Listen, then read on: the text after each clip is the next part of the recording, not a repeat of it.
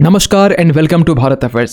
4 नवंबर से election commission of India की तरफ से 12 स्टेट्स एंड यूटीज में स्पेशल इंटेंसिव रिवीजन को कंडक्ट किया जा रहा है, जिनमें से एक स्टेट यूपी भी है। और रिसेंटली यूपी से शॉकिंग अपडेट सामने निकल के आ रहे हैं, जहां ये कहा जा रहा है कि अब तक 99% से भी ज्यादा जहां इन्यूमेशन फॉर्म्स को डिस्ट्रीब्यूट कर दिए गए हैं, लेकिन अब तक 30 मिलियन वोटर्स ऐसे हैं जिसको लेकर ये कहा जा रहा है कि या तो ये बोगस वोटर्स हैं, इन्हें ट्रेस किया नहीं जा रहा है, या डिसीज वोटर है, या फिर इन्हें ट्रैक नहीं किया जा सकता। और इन्हीं सब चीजों को देखते हुए इलेक्शन कमीशन ऑफ इंडिया की तरफ से जो डेडलाइन थी स्पेशल इंटेंसिव रिवीजन की, इसे अब एक्सटेंड कर दिया गया। आप यहाँ पर भी देख पाएंगे election commission extends SIR date for 6 states.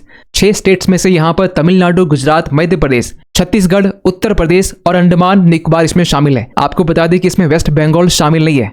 Waste Bengal के लिए जो डेडलाइन है वो कल तक का ही था, यानी कि 11 दिसंबर तक का ही था। और वेस्ट बंगाल के SIR को लेकर हमने प्रीवियस वीडियोस में काफी डिस्कस किए हैं, लेकिन रिसेंटली एक अपडेट वेस्ट बंगाल से निकल के आ रही है कि जो कैलकाटा हाई कोर्ट है, इन्होंने वेस्ट बंगाल गवर्नमेंट से ये कहा है कि भारत और बांग्लादेश के बीच जो बॉर्डर है 4096 किलोमीटर की, उसमें वेस्ट बंगाल के साथ जो बॉर्डर साझा की जाती है बांग्लादेश से, वहां पर अब भी 500 किलोमीटर से भी ज्यादा बॉर्डर की फेंसिंग नहीं की गई है। इसको लेकर यहाँ पर कलकत्ता हाई कोर्ट ने यह कहा कि ये डिले यहाँ पर क्यों देखने को मिल रहा है, इसके पीछे रीजन क्या है। खैर, उत्तर प्रदेश को लेकर यूपी के जो CM है योगी आदित्यनाथ, इन्होंने यूपी की जनता से इन्होंने ये कहा है कि किसी भी पर्सन को हायर करने से पहले आप पहले तो वेरीफाई कीजिए उनकी आइडेंटिटी क्या है, क्योंकि हो सकता है कि ये रोहिंग्या बांग्लादेशी हो सकते हैं। और इनफिल्ट्रेटर्स को लेकर भी यूनियन मिनिस्टर अमित शाह की तरफ से यह कहा गया कि हम लोग इनफिल्ट्रेटर्स को या फिर इलीगल बांग्लादेशी को वोटिंग राइट्स नहीं देने वाले हैं। सो इन्हीं सब चीजों को लेकर हम लोग इस वीडियो में डिटेल से बात करने वाले, लेकिन बात करते शुरुआत से। देखिए, इसी साल जब इलेक्शन कमीशन ऑफ इंडिया की तरफ से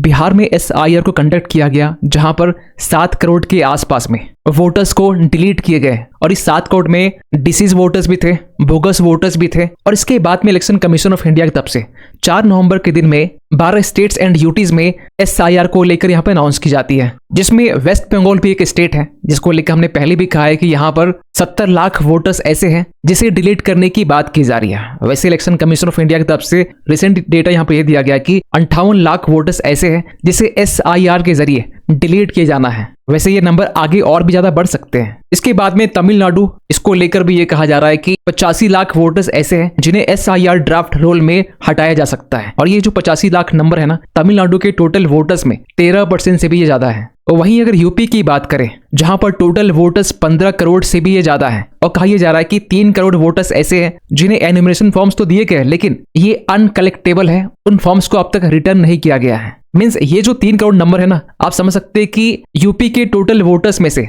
19% ये कंट्रीब्यूट करते हैं। और इसी को देखते हुए इलेक्शन कमीशन ऑफ इंडिया की तरफ से जो डेडलाइन है वो यहाँ पे एक्सटेंड कर दिया गया है 26 दिसंबर तक, जिसमें जो 3 करोड़ वोटर्स हैं इन्हें यहाँ पर फिर से रीवेरीफाई किया जाएगा। और इन 3 करोड़ वोटर्स में से कहा यह जा रहा है कि 1.25 करोड़ के आसपास में वोटर्स ऐसे हैं जो परमानेंटली शिफ्ट हो चुके हैं। 40 लाख डिसीज है, यानी कि वो उनकी डेथ हो चुकी है या वो एग्जिस्ट ही नहीं करते हैं।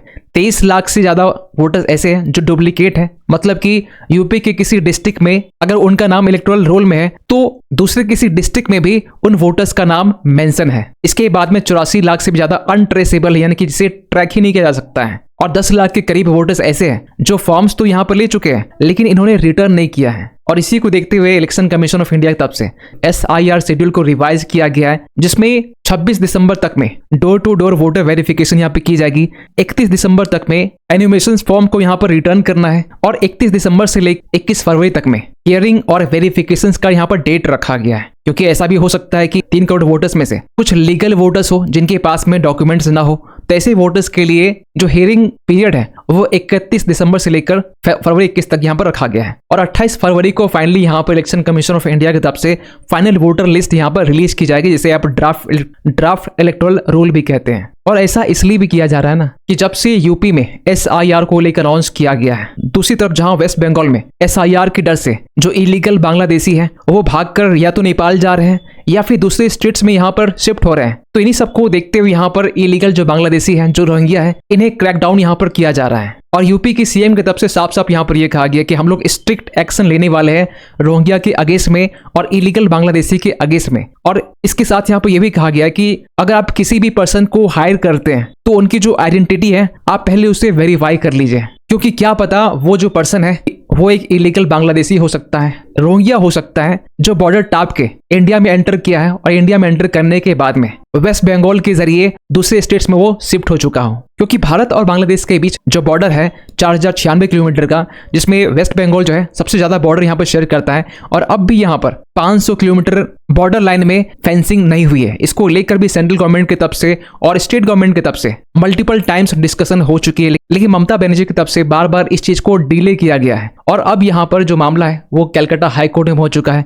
कलकत्ता हाई कोर्ट ने यहाँ पर वेस्ट बंगाल गवर्नमेंट से ये कहा है कि आप हमें एक्सप्लेन कीजिए कि बांग्लादेश जो बॉर्डर है इसकी फेंसिंग, फिलहाल इसकी फेंसिंग में क्यों डिले देखने को मिल रही है, और क्यों यहाँ पर आप सेंट्रल गवर्नमेंट को बॉर्डर की जो जमीन है आप नहीं देना चाहते हैं। और बॉर्डर की फेंसिंग इसलिए भी जरूरी है ना, क्योंकि जिस तरीके से जो इलीगल बांग्लादेशी है ये बॉर्डर टाप कर भारत एंटर करते हैं, और उसमें जो दलाल होते हैं ना, जो ब्रोकर, ये उनकी काफी मदद करते हैं। क्योंकि एक बांग्लादेशी नेशनल वो खुद इस बात को रिवील किया है कि हम लोग इलीगल तरीके से भारत में एंटर करने के लिए 12,000 हम लोग पे करते हैं, और इस 12,000 में ये और उनकी जो फैमिली है वो सेफ तरीके से भारत में एंटर कर पाती है। मैं सोचिए कितना आसान है बांग्लादेश से भारत एंटर करना। इवन कि रिसेंटली एक यूट्यूबर ने प्रॉपर तरीके से गाइड करते हुए ये बताया कि कैसे यहाँ पर जो इलीगल एंट्री हो पाती है बांग्लादेश बॉर्डर में। और ये जो वीडियो थी ना, ये पिछले साल की वीडियो है, ये पिछले साल की बात है। ये आज भी आपको सोशल मीडिया मिल जाएगा कि कैसे ये एक्सप्लेन कर रहा है कि बॉर्डर फेंसिंग के बावजूद भी जो इलीगल बांग्लादेशी है वो बॉर्डर टाप कर भारत एंटर कर रहे हैं। और कभी कभी ये भी होता है कि जो इंट्रूडर्स होते हैं इनके और बीएसएफ जवान के बीच में कभी क्लैश भी होता है। और इसी साल की बात है, मार्च की हम बात करें, जब इस क्लैश में 3 बीएसएफ जवान यहाँ पर इंजर्ड हो गए थे। आप समझ सकते हैं कि मामला कितना गंभीर है। और ऐसे सिचुएशंस में बॉर्डर फेंसिंग को लेकर यहाँ पर अगर स्टेट गवर्नमेंट लैंड को नहीं देना चाहती है तो ये सबसे बड़ा कंसर्निंग इशू है। क्योंकि ममता बनर्जी की तरफ से यहाँ पर वेस्ट बंगाल के जो लोग हैं उन्हें अब ये कहा जा रहा है कि आप बेसिक पोस्ट के नजदीक आप मत जाना, अगर आप वहां जाते हो तो जो बीएसएफ है वो आपको पकड़कर बांग्लादेश भेज देगी। खैर, अब इस पे क्या कहा जाए। इसके पहले भी इन्होंने इलीगल बांग्लादेशी को लेकर यह कहा है कि आपको वेस्ट बंगाल छोड़ने की जरूरत नहीं है।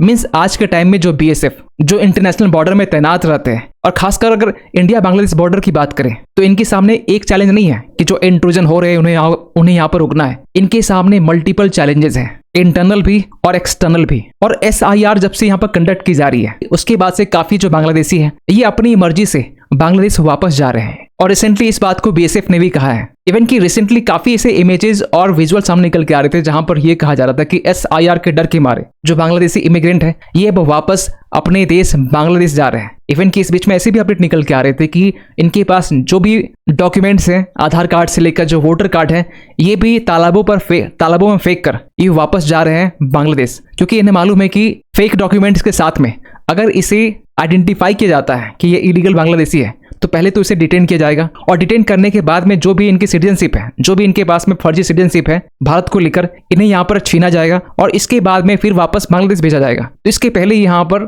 खुद से काफी इलीगल बांग्लादेशी भारत छोड़कर बांग्लादेश जा रहे हैं। हाँ, ये अलग बात है कि ये नंबर्स काफी कम है। हकीमपुर जो चेक पोस्ट है वहां पर आपको हजारों की संख्या में आपको देखने मिल जाएंगे, लेकिन क्या भारत में ओनली कुछ हजार की संख्या में इलीगल बांग्लादेशी है? 2016 की बात करें तो यूनियन मिनिस्टर किरेन रिजिजू ने यहाँ पर यह कहा था कि 2 करोड़ बांग्लादेशी है। ये उस टाइम की बात है, आज से 9 साल हो चुके हैं। और इस 9 साल के बाद में ये जो नंबर्स है ये डबल से भी ज्यादा हो चुके होंगे। क्योंकि इलेक्शन कमीशन ऑफ इंडिया की तरफ से एसआईआर के फेज 2 में 51 करोड़ एनुमरेशन फॉर्म यहाँ डिस्ट्रीब्यूट किए जाएंगे। मींस 51 करोड़ को यहाँ पर रीवेरीफाई किया जाएगा, और अब तक पूरा कंप्लीट हुआ नहीं है। लेकिन आप खुद सोचिए 51 करोड़ में से 3 करोड़ तो यूपी में सामने निकल के आ रहे हैं। हाँ, ये हो सकता है कि इसमें कुछ लीगल वोटर्स भी होंगे। इसके बाद में 85 लाख तमिलनाडु से, 70 लाख के आसपास में वेस्ट बंगाल से। अगर इस तरह से जोड़ा जाए तो आपको 5 से 6 करोड़ नंबर्स ऐसे मिलेंगे जिसको लेकर एसआईआर फेज 2 में डाउट किया जा रहा है। खैर, आप क्या सोचते हैं पूरे अपडेट को लेकर?